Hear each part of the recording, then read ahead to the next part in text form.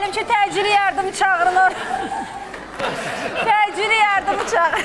Anar necəydi, yaxşıydı? Qəşəng, əla. Gözləmirdiniz, Rafael bəy sizi. Rafael müəllim, maşallah. İşlər əl çəkməyəcək, qafar. Qafar anar. Ana, ne ana? Qafar, neçə kilosuz? Qafar yox, anar. Ay, mən də çaşdım. Anar, neçə kilosuz? 95. Rafael mənim 95 kilonu qaldırdı. Maşallah, Rafael müəllim cavan oğlandır. Qost Bu yatan nədir ki, Rafael müəllim gələcək. Rafael mənim, siz neçə kilosuz?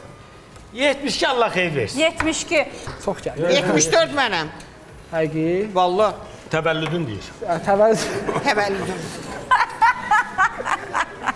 Davam edək. Davam edək. Buyurun.